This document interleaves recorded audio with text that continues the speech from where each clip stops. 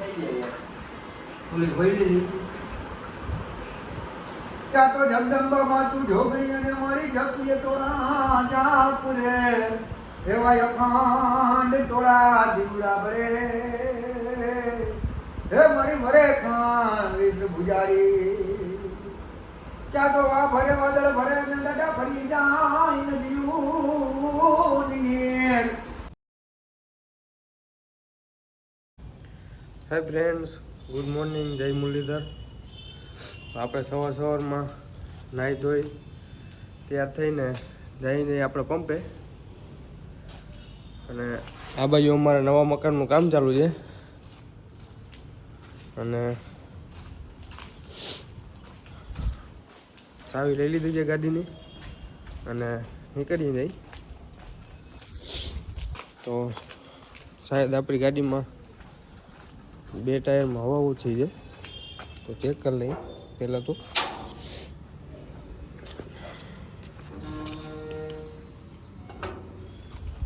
આ છે આપણી ક્રેટા.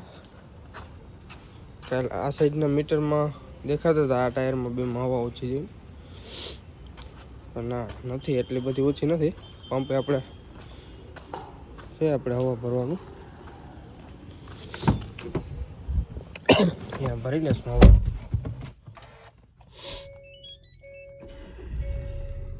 તો જઈએ પંપે અને રસ્તામાં હવા પુરાવતા જાઉં. જો આવે છે ટ્રીપ મીટરમાં બતાવે જ છે, તો મળી જઈ પંપે જઈને. વચમાં આપણે એક એન્ટીબાયોટિક લેવાની છે, થોડી શરદી જેવું છે એટલે.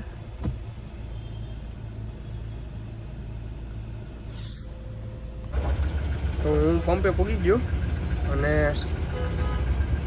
આવ્યો એટલે સીધું એક વેબ્રિજ ઉપર ગાડી ઊભી હતી.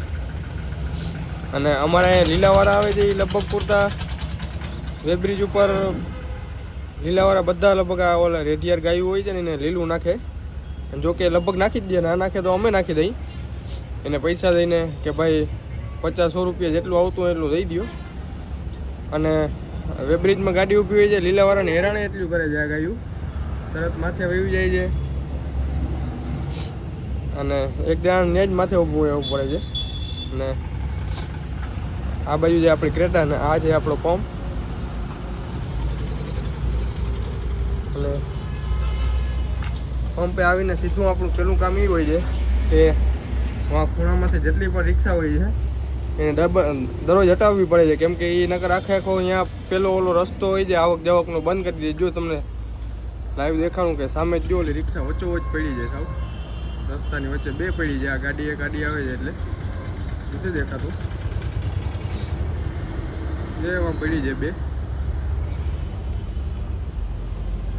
અને લગભગ તો જોઈએ સામેથી આવતો હું તો ગાડી જોઈને આઘાવરા થઈ જ જાય,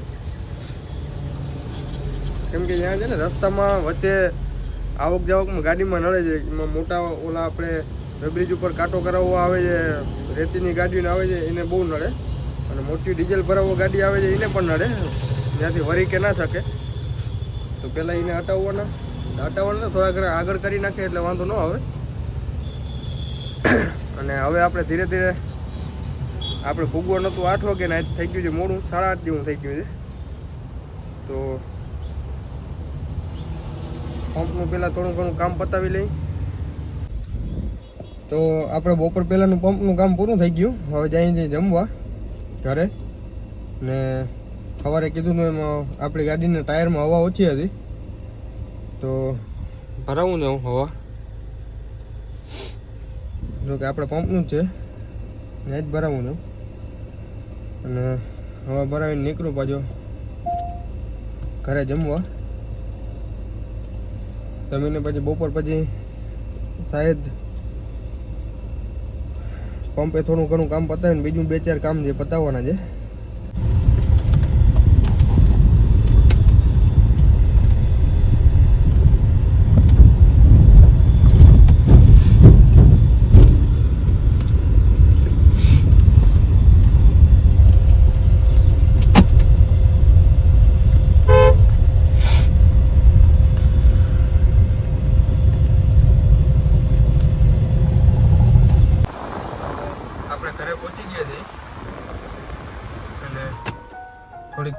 બીજા કરી લઈ, જમી લઈ અને આપણે નવા મકાનનું કામ ચાલુ છે. તો સવારે ગયો તો જોવા, પણ સવારે મેઇન ડોરમાં લોક કરેલો હતો ને હું ચાવી લેતા ભૂલી ગયો હતો. તો અત્યારે જાશું પાછો જોવા કામ કેટલે પૂગ્યું છે. લગભગ તો જાજુ નથી, 10 દિવસ જેવું જ છે. અને જોઈ આવી અને તમને પણ દેખાડીશ કેવું છે. તો કે હવે છેલ્લું ફર્નિચર અને કલરનું જ કામ છે, બીજું બધું તો પૂરું થઈ ગયું છે. તો બતાવીશ તમને કેવું છે, શું ચાલે છે. તો આવી ગયા છે મકાને નવા, કેવું કામ કેટલું છે શું છે જોઈએ. સવારે હું આવ્યો હતો પણ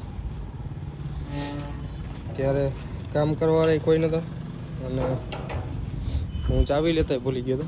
આજે મેન એન્ટ્રન્સ, આપણે જવાનું છે પાછળની સાઈડથી.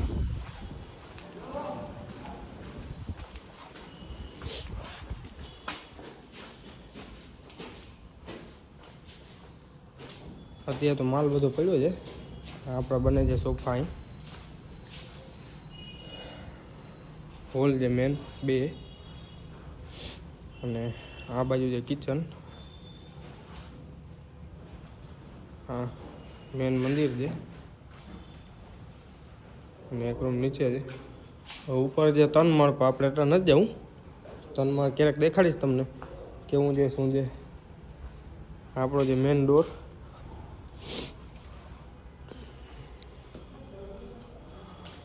મકાન એટલું નથી એવી, અહીંયા બહુ છે.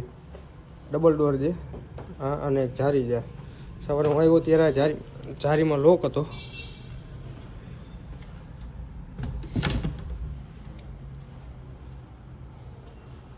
આવી રીતના છે.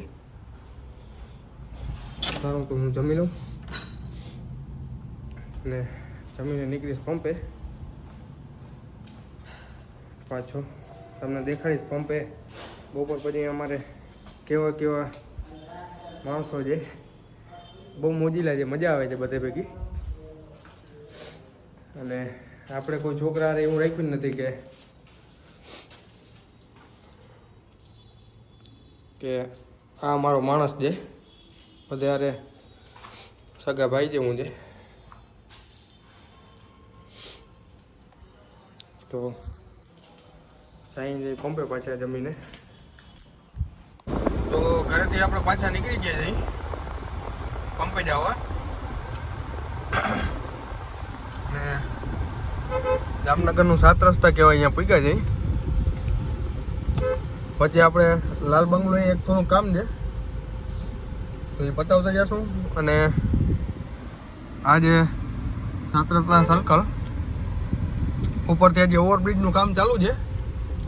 શાયદ નવરાત્રિના પહેલા નોરતે ઉદ્ઘાટન છે એવું વાત સંભળાણી છે, બાકી તો ખબર નથી. આવી અફવા તો 2-3 ફેરે ઉડી છે. હવે થાય તો સાચું. અને વચ્ચે રાણી લક્ષ્મીબાઈનું પુતળું છે. અને સર્કલનું નામ છે MP શાહ સર્કલ. પર જામનગરમાં લગભગ 75% પબ્લિકને એ જ ખબર નથી કે MP શાહ સર્કલ ક્યાં એવું છે. બધા 7 રસ્તા નામથી જ ઓળખે છે. ને આ બાજુ જામનગર પેલું એવું સિટી છે કે જામનગર સિટીની વચ્ચોવચ્ચ જંગલ છે. લગભગ તો ક્યાંય નહીં જોઈએ, મેં નથી સાંભળ્યું. તે છતાંય કોઈને ખબર હોય કે બીજી જગ્યાએ આવી રીતે છે તો કોમેન્ટમાં કહેજો.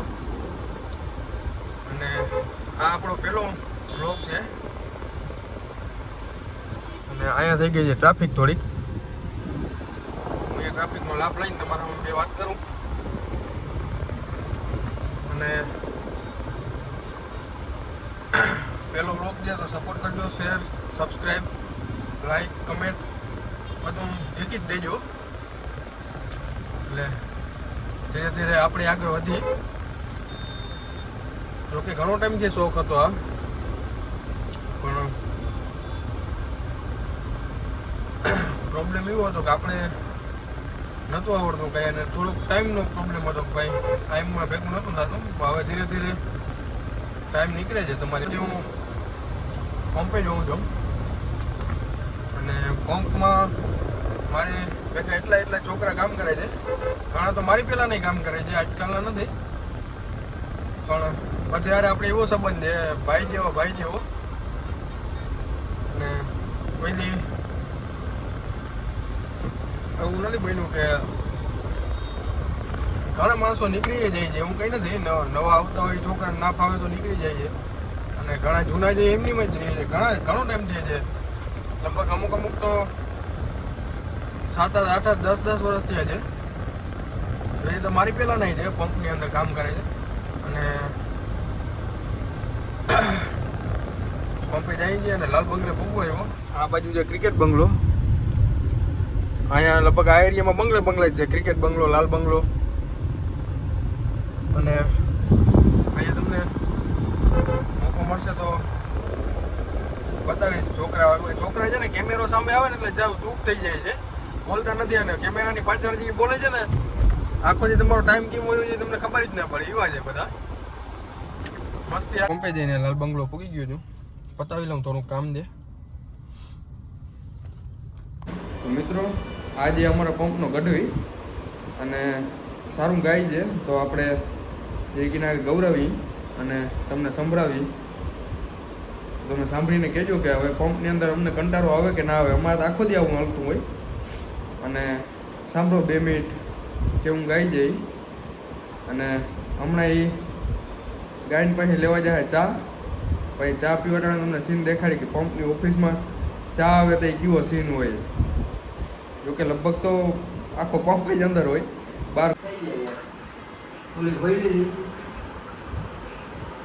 ત્યાં તો જગદંબામાં તું જોગણી અને મારી જપીએ તોડા જા પુરે એવા અખંડ તોડા દીવડા બળે